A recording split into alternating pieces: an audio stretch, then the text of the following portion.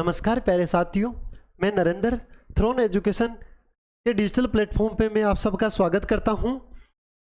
हम RPF SI और RPF constable 2024 की वैकेंसी के लिए है।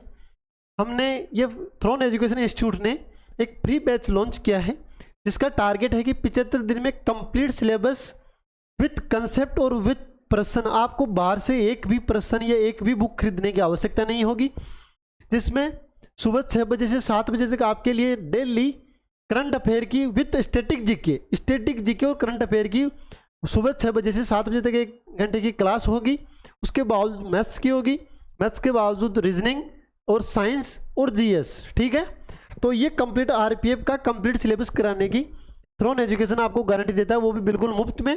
तो अब तक जिसने चैनल को सब्सक्राइब नहीं किया है वो सभी चैनल को सब्सक्राइब करें और चैनल को, इस क्लास के लिंक को ज़्यादा से ज़्यादा शेयर करें। ठीक है, और जिस भी दोस्त, आपका जो भी दोस्त है आरपीएफ या किसी की भी तैयारी कर रहा हो, लेकिन मैथ्स तो सभी में सेम आती है, तो जो भी तैयारी कर रहा है उसके पास ये क्लास का लिंक शेयर करो ताकि वो भी इस क्लास का फ़ायदा उठा सके, मुफ्त की क्लास का। ठीक है, ये हमारा थ्रोन एजुकेशन के नाम से हमारा इंस्टाग्राम चैनल है और इसी के नाम से हमारा टेलीग्राम चैनल पर, तो वहाँ पे इन क्लासेज की आपको पीडीएफ मिल जाएगी।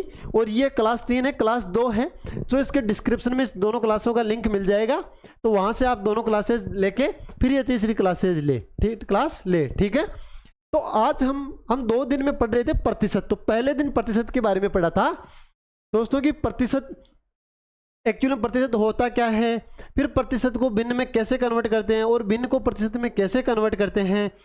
इसी के साथ हमने फिर बाद में उससे बेस्ड प्रश्न भी किए कि बेसिक क्वेश्चन कैसे आते हैं, वो पढ़ा। अब आज टाइप 2 पढ़ेंगे, क्या है, बेस्ड ऑन कांस्टेंट।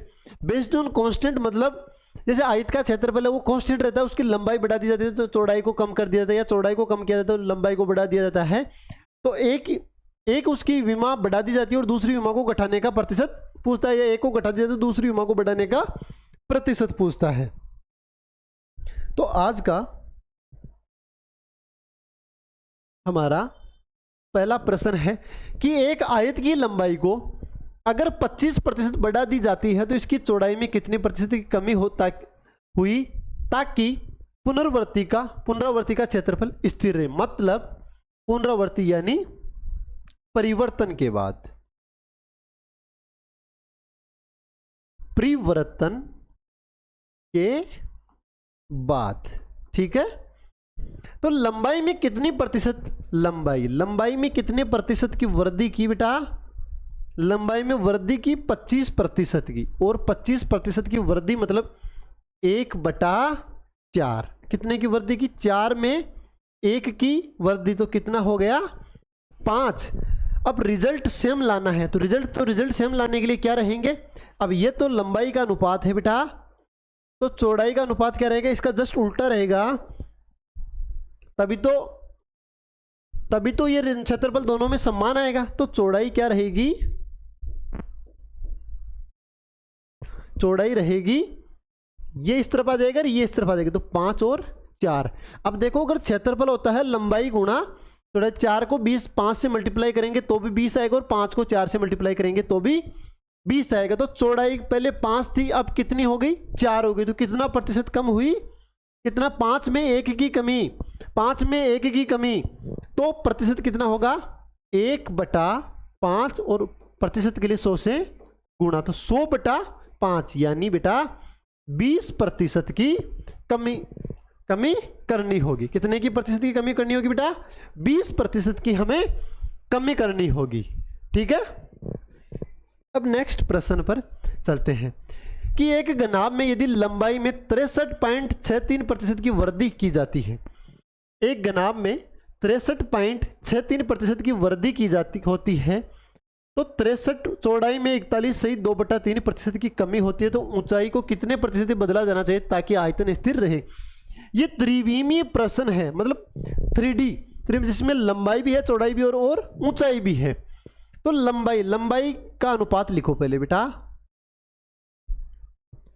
लंबाई में क्या हो रही है, वृद्धि हो रही है, लेकिन 63.63% और 63.63%। तो पहली क्लास में क्या दिखाया था, क्या लिखाया था आपको कि ये 9 का तो मल्टीपल होना चाहिए और सेम 2 डिजिट दोनों तरफ सेम रहते हैं, तो वो किसका आता है, वो 1/11 का। तो 1/11 का और 9 का इसमें भाग देंगे तो कितने बार जाएगा, 7 बार, और नीचे कितना आ जाएगा, 11। तो ये इसका अनुपात आ गया। पहली क्लास में इसकी ट्रिक बताई थी।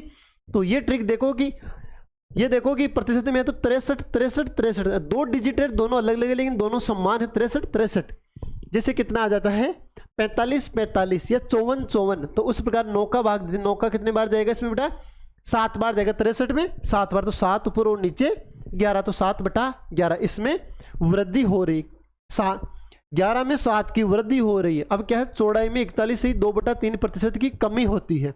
क्या होती है, 41 से 2/3% की कमी होती है। ठीक है, चौड़ाई में बेटा होती है 41 से 2/3% की कमी होती है। 41 से 2/3% की कमी होती है। तो इसको हम क्या लिखेंगे, इसको हम इस प्रकार 41 को 3 से मल्टीप्लाई करेंगे तो 123 और 123 और 2 125, 125/3 और बेटा प्रतिशत को हटाने के लिए 100 से भाग, 25 से कट करेंगे तो 5 बार और 25 से 4 बार, तो कितना आ गया 5/12। तो ये क्या है बेटा, ये कमी है, सॉरी ये कमी है। चौड़ाई में कमी किया जाता है और लंबाई में वृद्धि घनाभ है, तो ऊंचाई को कितने प्रतिशत से बदला जाना चाहिए ताकि आयतन स्थिर रहे। ठीक है, आयतन क्या होता है बेटा, आयतन होता है, पहले तो इनमें परिवर्तन देखते हैं। पहले मूल और नैया, ये क्या है लंबाई, ये क्या है बेटा चौड़ाई, और ये क्या है ऊंचाई। लंबाई पहले 11 थी, इसमें 7 ऐड हो गई, ये 11 थी इसमें 7 ऐड हो गए, तो बेटा कितनी हो गई लंबाई, कितनी हो गई 18 होगी। कितनी होगी बेटा, लंबाई 18 हो गई। अब चौड़ाई कितनी 5/12, पहले 12 थी इसमें 5 की कमी हो गई, तो 12 में से 5 गए तो 7 हो गई। अब क्या बोल रहा है ऊंचाई, तो ऊंचाई के बारे में हमें प्रतिशत में देखना है कि वो कितनी कमी हुई है, कितनी बड़ी, तो H1 और H2। अब आयतन क्या होता है, लंबाई गुणा चौड़ाई गुणा ऊंचाई। ठीक है, तो लंबाई कितनी है, पहले मूल और ये नैया,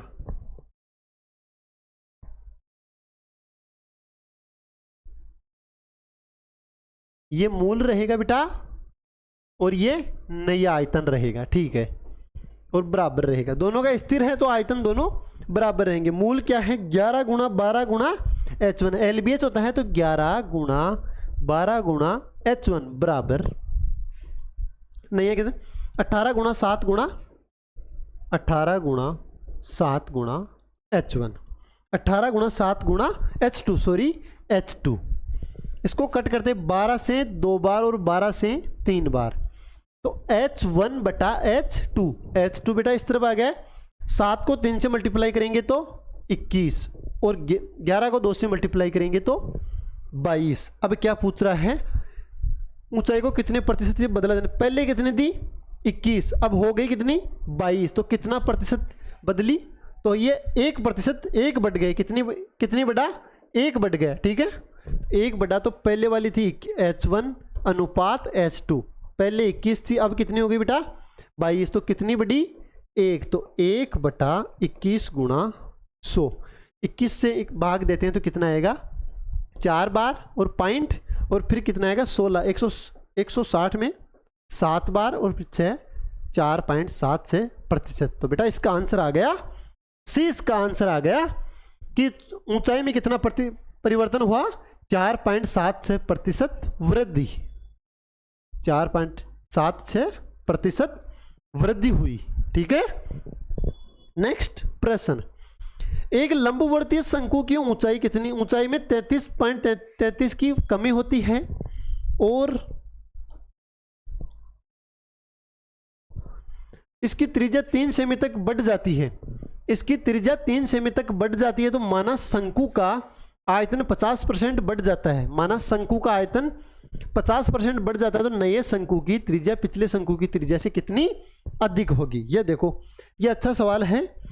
पहले हम देखेंगे शंकु की ऊंचाई, तो H1 H2 कितनी है 33.33%। इसको भिन्न में आप लिखो 1/3। क्या लिखोगे बेटा? भिन्न में लिखोगे 1/3 लिखोगे। ठीक है, कमी हो रही है तो 3 में 1 की कमी यानी 2।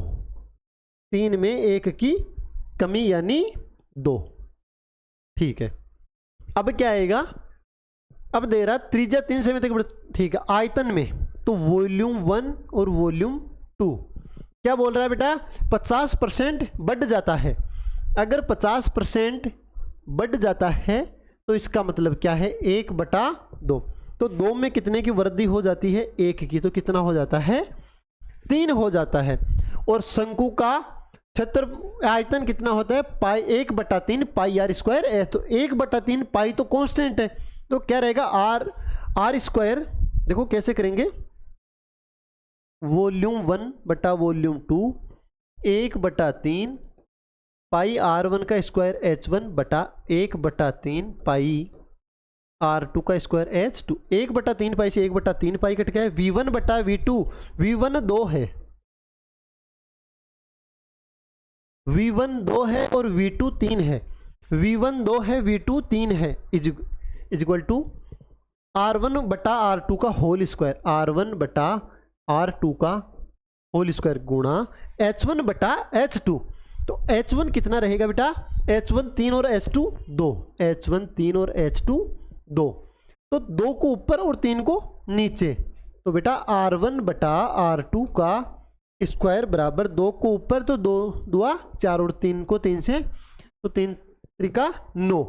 दोनों तरफ वर्गमूल करेंगे तो R1 बटा R2 बराबर 2/3। 4 का 2 और 9 का वर्गमूल 3 होगा। ठीक है, क्या बोल रहा है? अब R1 व R2 का अनुपात लिखते हैं बेटा। दिख रहा है?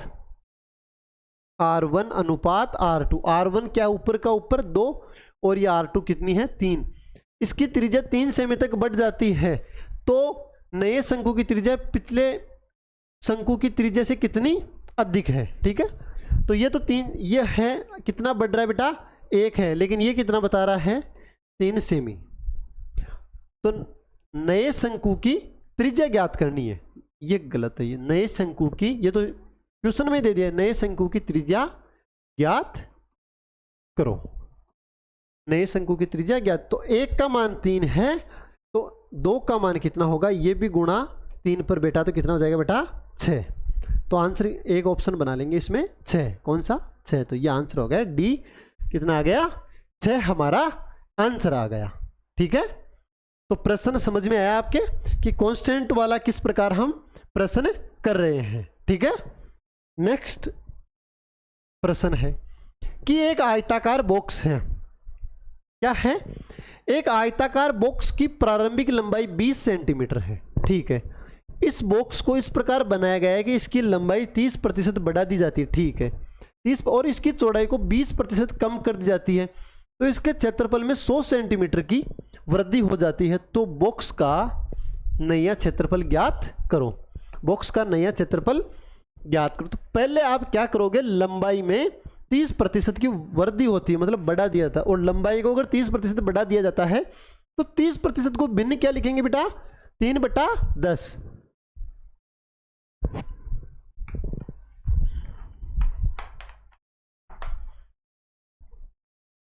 क्या लिखेंगे? 3/10। अब जब लंबाई है, लंबाई को लिखेंगे 30%, यानी 3/10। वृद्धि हो रही है।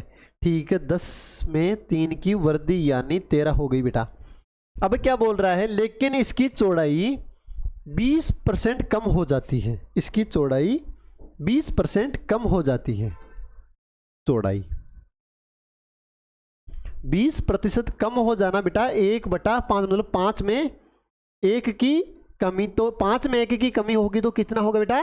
4 हो जाएगा। ठीक है, तो इसका क्षेत्रफल, क्षेत्रफल तो आगे की बात अलग, क्षेत्रफल होता है LB। तो नया एरिया अनुपात, सॉरी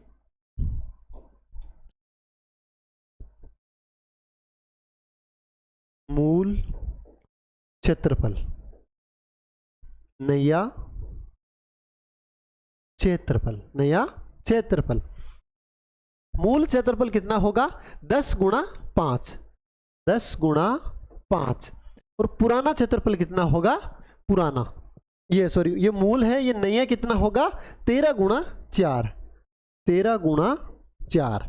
तो ये हो गया बेटा 50 और ये कितना हो गया? 52। तो कितने की वृद्धि हो रही है बेटा? 2 की वृद्धि हो रही। अब जब 2 की वृद्धि हो, लेकिन ये क्या बोल रहा है कि 100 सेंटीमीटर स्क्वायर की वृद्धि हो रही। अगर 100 सेंटीमीटर स्क्वायर की वृद्धि हो रही है तो क्या करेंगे इसको? 100 सेंटीमीटर की वृद्धि हो रही तो कितने गुणा पर बैठा है बेटा? ये 50 गुणा पर बैठा है। तो बॉक्स का नया क्षेत्रफल ज्ञात करो। तो नया 52 है, 52 को अगर 50 से मल्टीप्लाई करेंगे तो कितना आएगा? 52 को अगर 50 से मल्टीप्लाई करेंगे तो 0 0 25 और 25 और 1 26, कितना आ जाएगा? 2600 सेंटीमीटर स्क्वायर। इसको 0 ढंग से लिखते हैं, 2600 सेंटीमीटर स्क्वायर। क्या आ जाएगा बेटा? 2600 सेंटीमीटर स्क्वायर। ठीक है। तो अब नेक्स्ट प्रश्न पर चलते हैं। और नेक्स्ट प्रश्न है कि हमारा टाइप 2 कंप्लीट होता है। इसमें 4 ही प्रश्न बनते हैं कांस्टेंट के, वो मैंने बना दिए हैं। अब आता है, कौन सा आता है बेटा? बेस्ड ऑन न्यूमरेटर और डिनोमिनेटर। ठीक है। अब न्यूमरेटर और डिनोमिनेटर में क्या है कि यदि एक भिन्न के अंश को 150% बढ़ाया जाता है। न्यूमरेटर और डिनोमिनेटर क्या है? इनको हिंदी में लिखते हैं। ये है अंश, क्या है? अंश। और ये क्या है? हर। क्या है बेटा? हर। दिख तो रहा है ये पेन? अंश और हर। डिनोमिनेटर को बोलते हैं हिंदी में हर और न्यूमरेटर को क्या बोलते हैं हिंदी में? अंश। यदि एक भिन्न के अंश को 150% बढ़ाया जाता है और हर को 100% बढ़ाया जाता है तो परिणामी भिन्न 3/4 हो जाती है। अब हमें अगर भिन्न का प्रश्न आता है तो एक ही चीज माननी है। क्या माननी है? कि वो भी बता दो। ठीक है, वो बताते हैं। माना भिन्न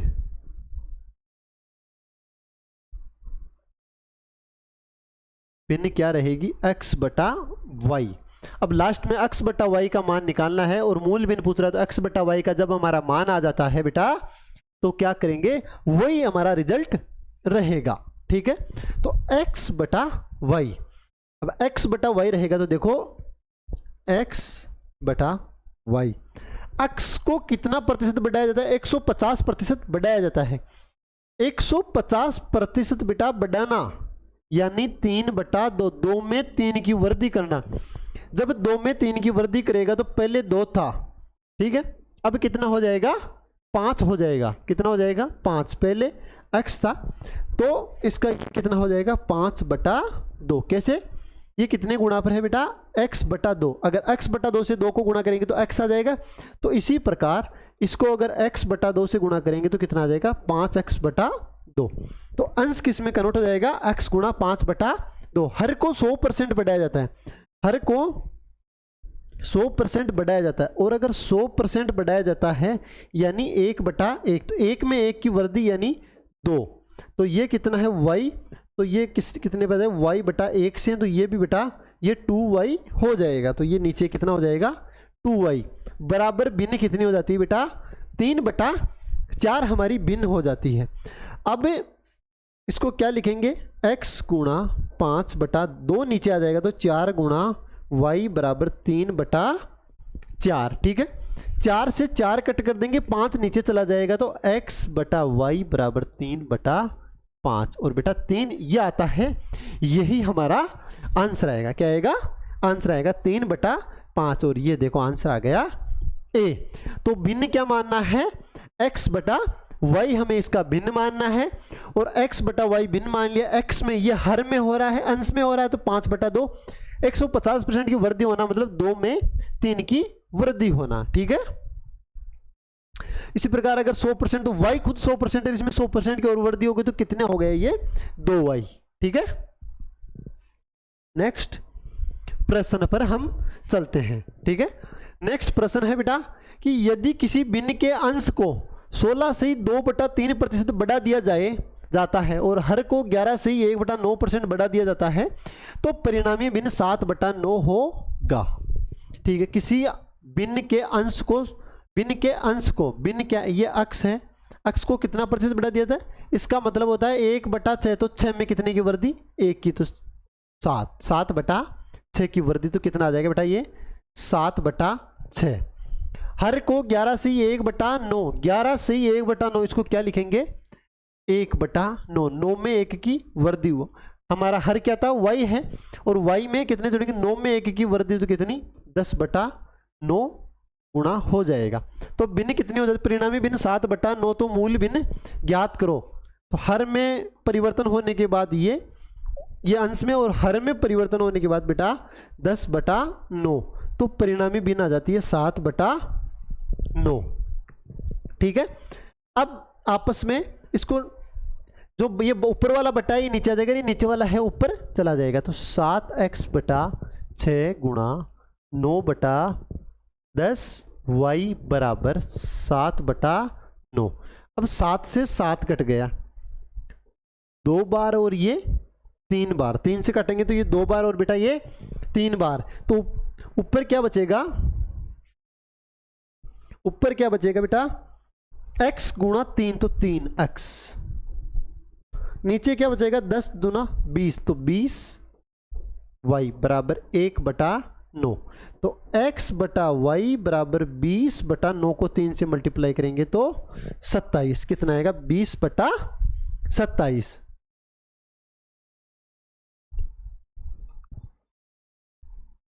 सात x/6, और ये कितना जाएगा 11 में, तो 1/9 की वृद्धि होगी, तो 10/9 बढ़ा दिया जाए, तो परिणामी भिन्न 7/9 हो जाएगी। ठीक है, तो 10/9 हो जाएगी, दोनों को बढ़ा रहा है। ठीक है, तो 7x/6 गुणा 10y/9, तो 3 से कट करेंगे तो ये 2 और ये 3,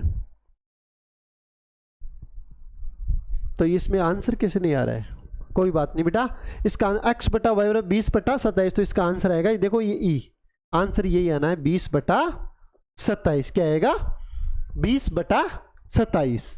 ठीक है, नेक्स्ट प्रश्न, कि यदि अंश में 23 से 1/13% की कमी होती है, 23 से 1/13%, 23 से 1/13% का मतलब क्या होगा बेटा, इसमें से 23 को 13 से मल्टीप्लाई करेंगे तो कितना आएगा, 13×3 = 39। ठीक है, 39, इसको हम पहले किसमें करेंगे, साधारण भिन्न में कन्वर्ट करेंगे, और साधारण में तो 13 को 3 से 39, और 3 हासिल बच जाएगी, 13 को 2 26, और 26 और 3 29 + 1/13%, यानी 300/13%, और प्रतिशत हटाएंगे तो कितना आएगा 300/13, और प्रतिशत हटाने के लिए 100 से भाग करेंगे, 2 0 से 2 0, तो कितना आ जाएगा 3/13। तो 13 में 3 की कमी। ठीक है, 13 में 3 की कमी, और हर में 42 सही 6/7%, और 42 सही 6/7, 3 गुणा 14 सही 2/7% का ये है, और 14 सही 2/7% को क्या लिख सकते हैं बेटा, 1/7 भिन्न, तो ये भिन्न कितनी हो जाएगी 3/7, क्या हो जाएगी 3/7 हो जाएगी। ठीक है, अब क्या करेंगे हम, अंश है x, तो x में कितने की वृद्धि हो रही है, 7 में 3 की वृद्धि, तो 10/7। ठीक है, और y हर में कितने की वृद्धि, 13, अंश में ये कमी हो रही, 13 में 3 की कमी, सॉरी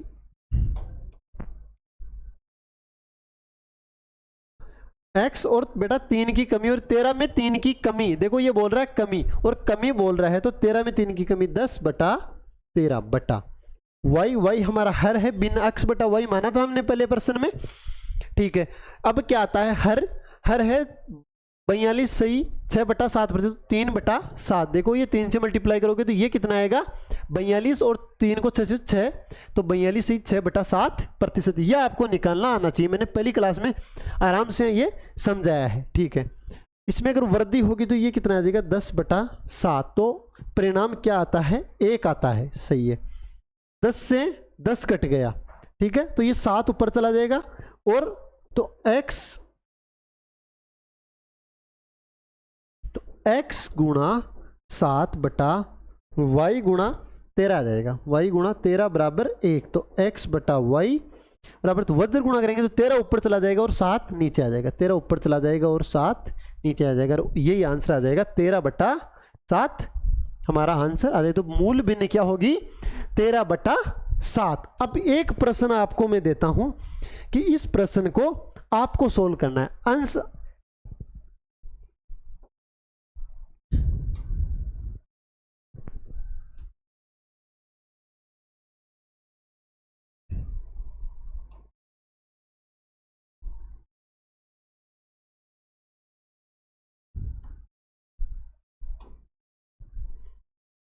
प्रश्न बोल रहा है बेटा अंश के विकर्ण से 4 कम है।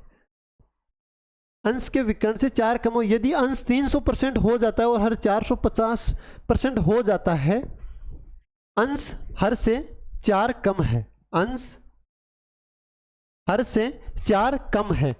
यदि अंश 300% हो जाता है और हर 450% हो जाता है तो परिणाम कितना हो जाता है? 30/81 हो जाता है। तो मूल भिन्न ज्ञात करो।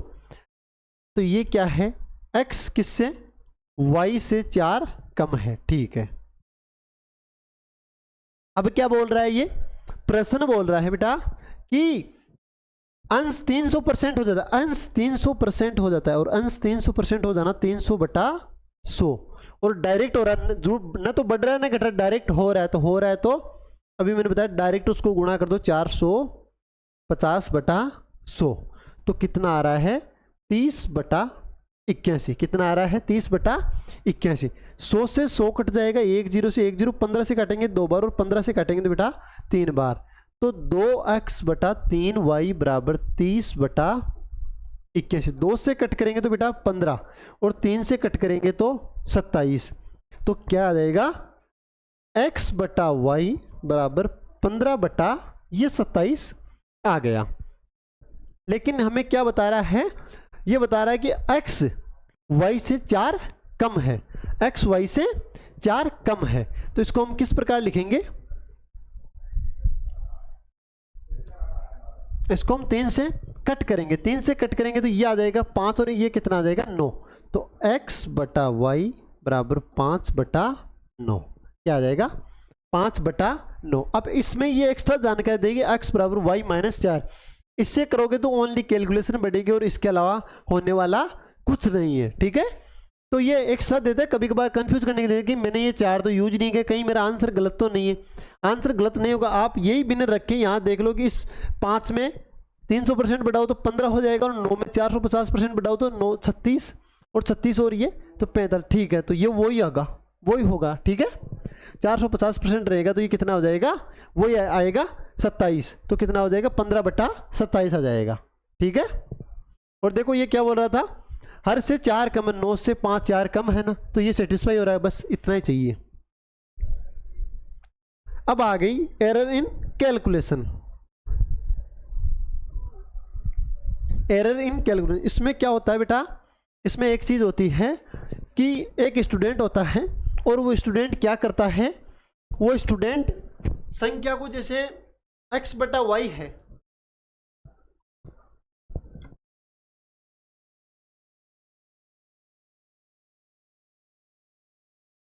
x/y है और x/y को किससे गुणा की बजाय किससे गुणा कर देता है? वो y/x से। Error in calculation.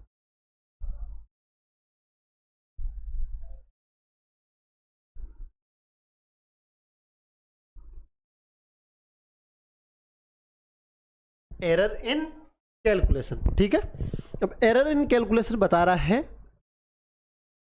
तो इसको हम किस प्रकार समझेंगे कि जैसे एक विद्यार्थी है, मैं नोट्स लिखता हूं। ठीक है,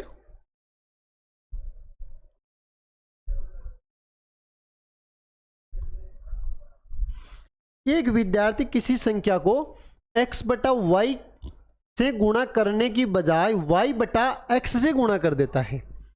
एक छात्र किसी संख्या को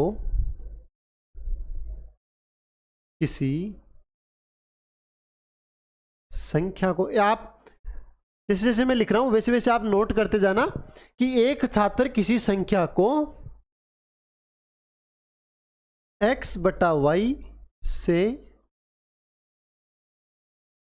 गुणा करने की बजाय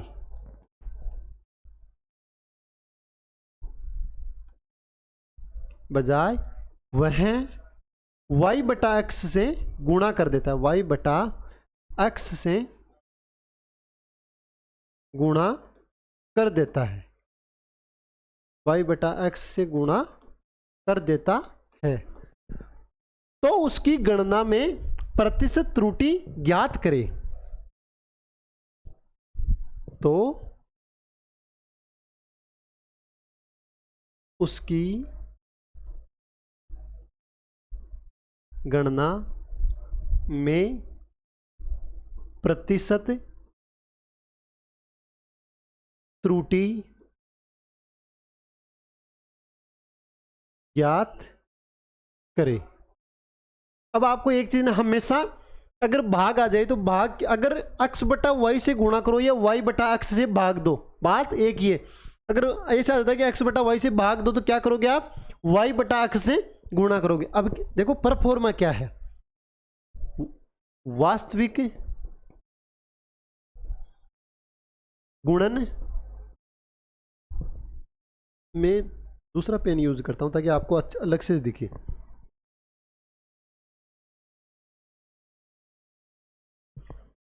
वास्तविक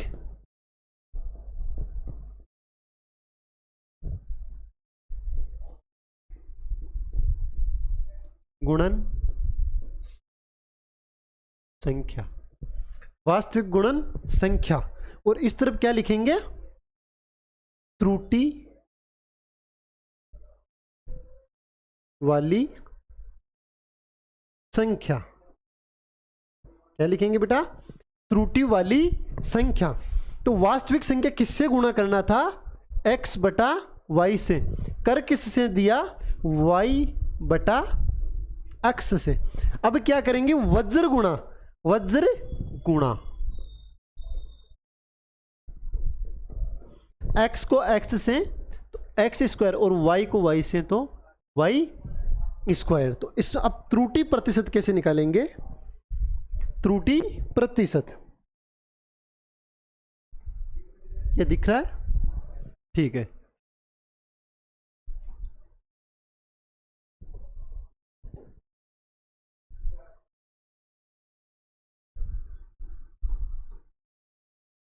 त्रुटि प्रतिशत,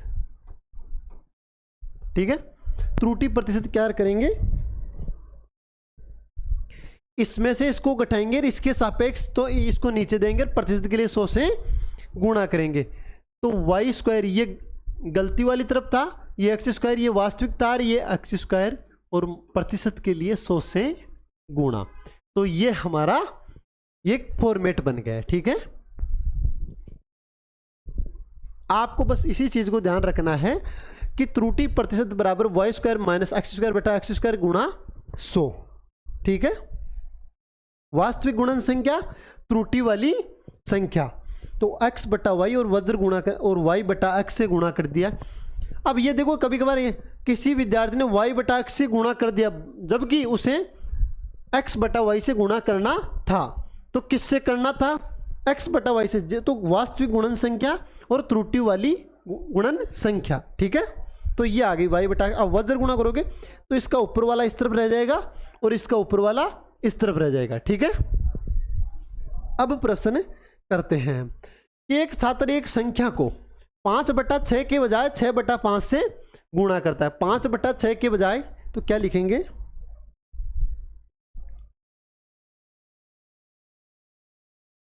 वास्तविक गुणन संख्या।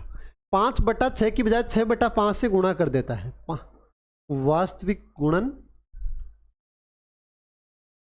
संख्या। और इस तरफ क्या रहेगा,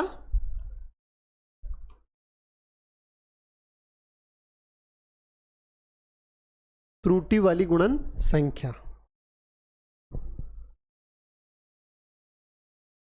त्रुटि वाली गुणन संख्या, ठीक है। त्रुटि वाली गुणन संख्या ये क्या है, 5 बटा 6। यह है वास्तविक संख्या 5/6 कि एक संख्या को 5/6 की बजाय मतलब 5/6 से गुणा करना था, कर दिया किससे? 6/5 से। अब क्या करेंगे? अब आपके दिमाग में आना चाहिए, अब जब सर इतना तो लिख दिया, अब आगे क्या करेंगे? वज्र गुणा करेंगे। क्या करेंगे बेटा? वज्र गुणा। तो वज्र गुणा करो,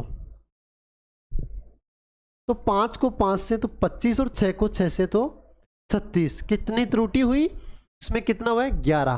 तो 11 किसके सापेक्ष? रियल कितनी है? 25। तो रियल के सापेक्ष ही प्रतिशत निकालते हैं, और प्रतिशत के लिए 100 से गुणा, 25 से कट करेंगे तो 4 बार, और 11 को 4 से मल्टीप्लाई करेंगे तो बेटा 44%। और यही हमारा त्रुटि प्रतिशत आएगा। इसका आंसर क्या आ गया? 44%।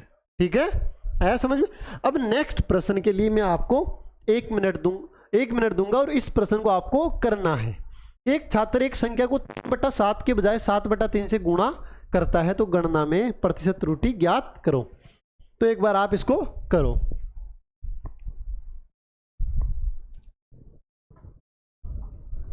वही है, कोई इसमें ज्यादा फर्क नहीं है, कोई फर्क नहीं है इसमें, बस संख्या चेंज हुई। 3/7 के बजाय 7/3 हुई है। तो थोड़ा इसमें ये गुणा वाला, अगर भाग वाला आ जाएगा तो वो अभी मैं प्रश्न करवाऊंगा, वो आप कर लेना। ठीक है,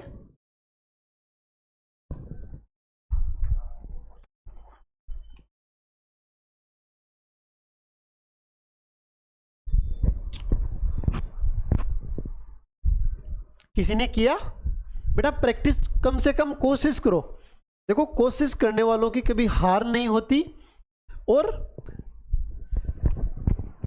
लहरों से डरने वालों की नौका पार नहीं होती। तो आपको कोशिश तो करना ही चाहिए। अगर जब कोशिश ही नहीं करोगे तो प्रश्न का आंसर गलत भी आएगा। तो आएगा कैसे? जब गलती करोगे तब गलत आएगा ना। जब गलती नहीं करोगे तो आपको थोड़ी पता है कि ये क्वेश्चन का आंसर सही आएगा या गलत आएगा। तो मैं आपको यही कहूंगा कि एक बार इसकी कोशिश करो। पहले रियल, वास्तविक, रियल मल्टीपल नंबर लिखो, रियल, लेकिन आप कंफ्यूज हो जाओगे इससे, तो मैं हिंदी में लिखता हूं। वास्तविक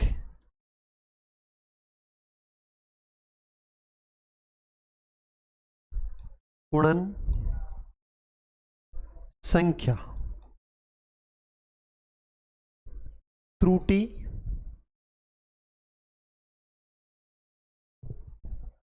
वाली गुणन संख्या।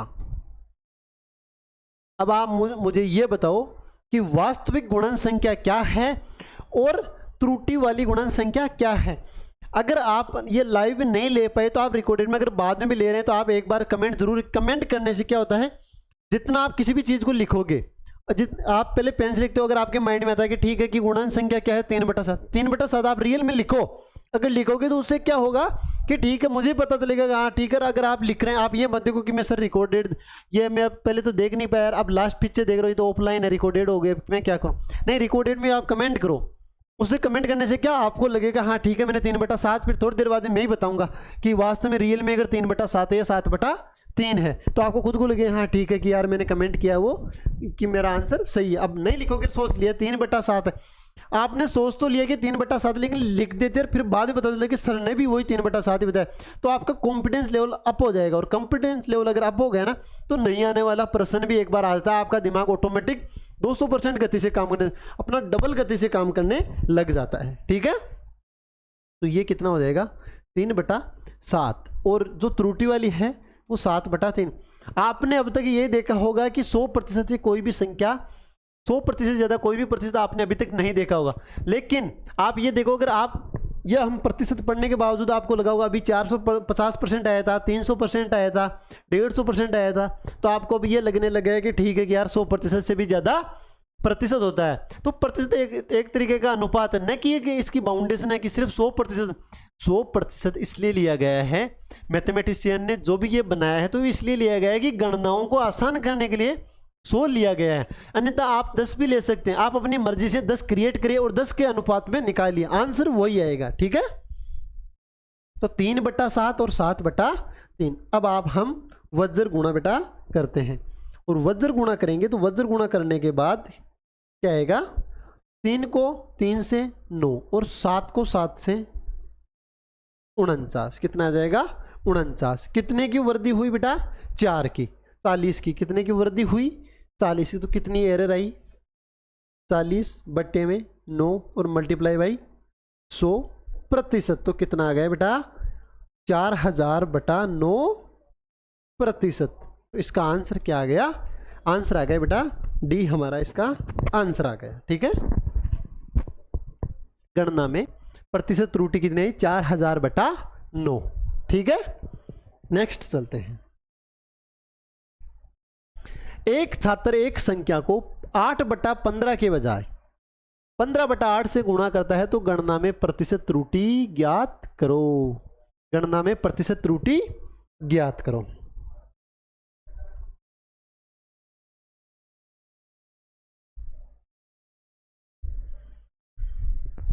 तो पहले लिखेंगे बेटा वास्तविक संख्या। क्या लिखेंगे? वास्तविक गुणन संख्या। आगे क्या लिखेंगे? त्रुटि सहित, त्रुटि सहित या त्रुटि वाली, त्रुटि सहित गुणन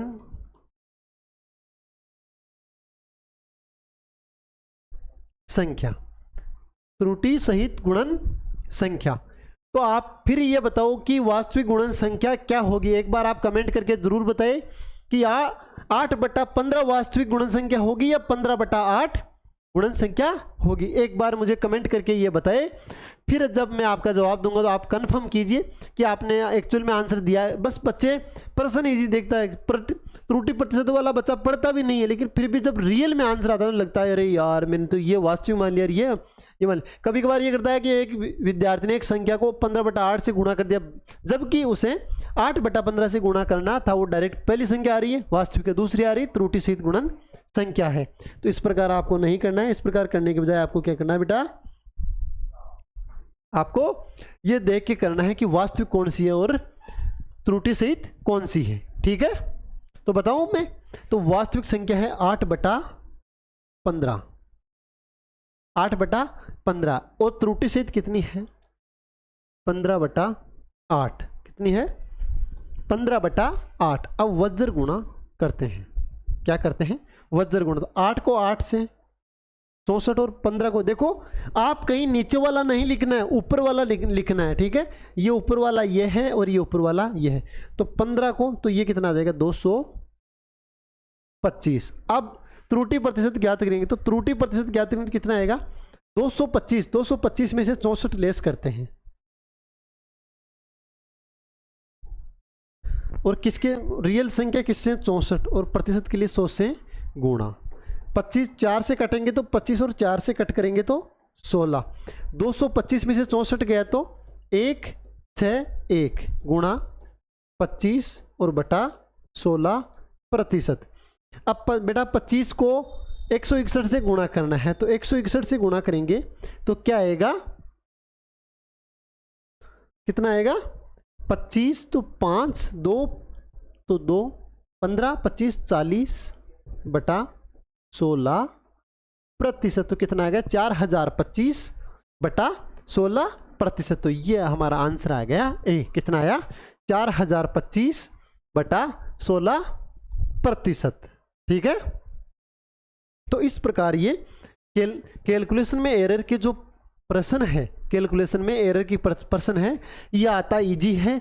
बस प्रॉब्लम यही आती है इसमें कि आप इसको 8/15 से या 15/8 को यहाँ इस तरफ क्या रखोगे और इस तरफ क्या रखोगे। आप नीचे वाले को नीचे वाले गुणा करके 225 इस तरफ रखते हो या 64 उस तरफ रखते हो, बस यही प्रॉब्लम है।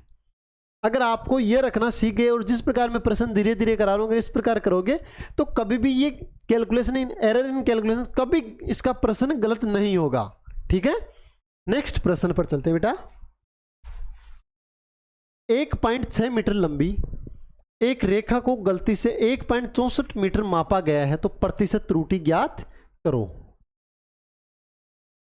ये तो सीधा सीधा है। वास्तविक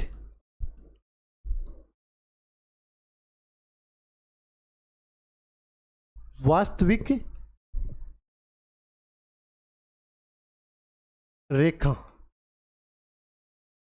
और क्या है, त्रुटि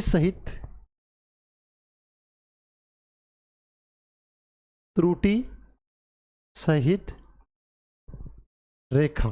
ठीक है, अब तो ये कितनी है, 1.60 मीटर, लेकिन गलती से कितना मापा गया, 1.64 मीटर। तो प्रतिशत त्रुटि, और प्रतिशत त्रुटि किस प्रकार निकालेंगे, 1.64 माइनस 1.60 बटा 1.60 गुणा 100। ठीक है, अब 1.64 में से 1.60 लेस करेंगे तो कितना आएगा, 0.04 बटा 1.60 और गुणा में 100। इस पॉइंट से ये पॉइंट कट जाएगा तो कितना आ जाएगा, 4 बटा 160 और गुणा 100। 10 से 10, 4 से 4 बार और 4 से कट करेंगे तो बेटा कितना आएगा,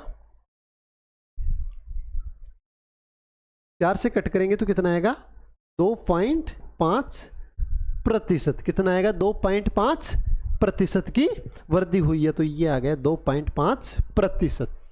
ठीक है,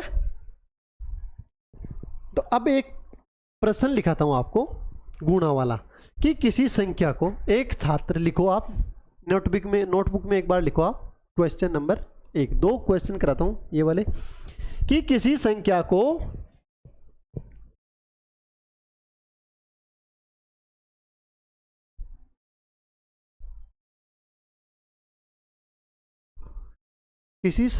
को एक छात्र द्वारा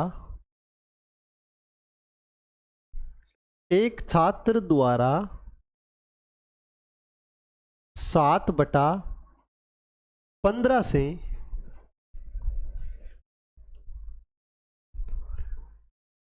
भाग देने की बजाय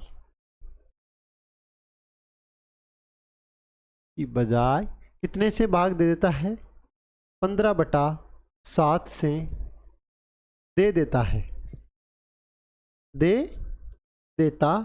है, तो गणना में प्रतिशत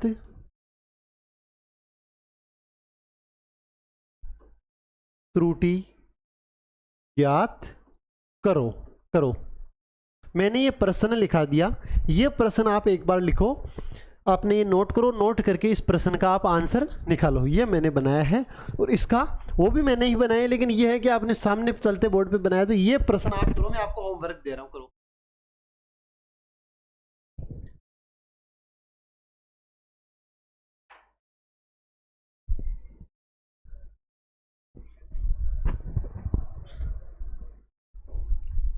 तो क्या करेंगे आप, किसने भाग कितने से कर रहा है, 7/15 से, तो गुणा कितने से करेगा, 15/17। जैसे कोई संख्या है, अब इस संख्या को 7/15 से कर रहा है, तो 15 ऊपर चला जाएगा तो x गुणा 15/7, तो ये गुणा कितने से हो रही है, 15/17 से। ठीक है,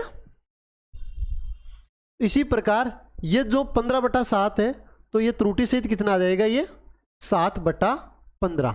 ये कितना है, त्रुटि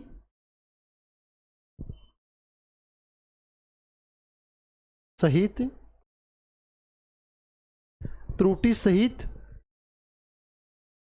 गुणन संख्या, और ये रियल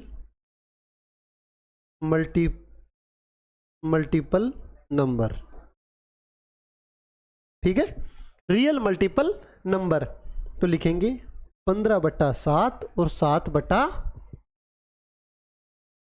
अब इसको इससे तो 225 और 49, तो 49 में से 225 गए तो कितना आएगा, 225 में से पहले 49, 25 घटा दो और 24 घटाओगे तो कितना आ जाएगा, 176/225। और प्रतिशत के लिए बेटा 100 से गुणा करेंगे, 25 से काटेंगे तो 4 बार और 25 से काटेंगे तो 9 बार। ठीक है, और ये कट रहा है क्या, नहीं कट रहा, तो कितना, इसको 4 से मल्टीप्लाई कर दो, तो 4 28 और 2 30, 704/9 प्रतिशत की त्रुटि प्रतिशत, ये माइनस प्लस कुछ नहीं होता है, इसमें डायरेक्ट त्रुटि प्रतिशत निकालना होता है। और त्रुटि प्रतिशत बेटा कितना आया, 704/9% की त्रुटि प्रतिशत आई है।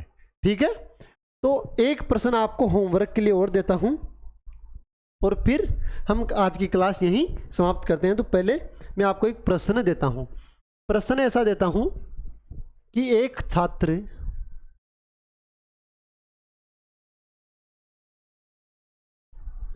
किसी संख्या को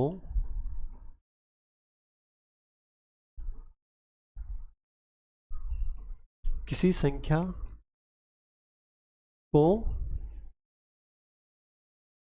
3/10 से गुणा करने की बजाय 3/10 से गुणा करने की बजाय वह कितने से गुणा कर देता है,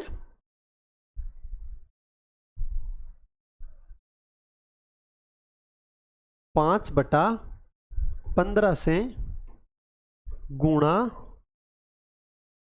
कर देता है, तो गणना में प्रतिशत त्रुटि ज्ञात करो। प्रतिशत त्रुटि ज्ञात करो। प्रतिशत त्रुटि ज्ञात करो। ठीक है, प्रतिशत त्रुटि। तो इसमें किस प्रकार करेंगे हम बेटा, प्रश्न, पेन चेंज करता हूं मैं, और पेन चेंज क्या करेंगे कि real multiple number, real multiple number और error with error multiple number. ठीक है, तो रियल क्या है, 3/10 से गुणा करना था और कर दिए किससे, 5/15 से।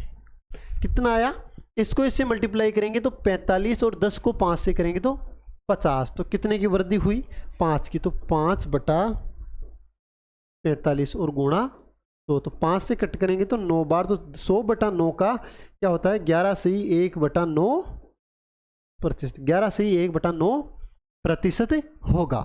ठीक है, तो बेटा आज की क्लास हम यही समाप्त करते हैं और उम्मीद करता हूं कि जो भी मैंने ये पढ़ाया आप सबके समझ में आया होगा। और हम प्रतिशत की ये तीसरी क्लास हो चुकी है, तो कल मिलते हैं इसी समय। ठीक है, और आप तब तक ये तीनों, जिसने भी ये पिछली 2 क्लासेज नहीं ली है वो ये दोनों क्लासेज ले, और बस हमारे साथ ओनली 75 दिन जुड़े रहिए। और 75 दिन में आपका कंप्लीट सिलेबस करा के थ्रोन एजुकेशन आपके लिए कंप्लीट 75 दिन में सिलेबस करा के देगा, आरपीएफ, कांस्टेबल और एसआई का। ठीक है,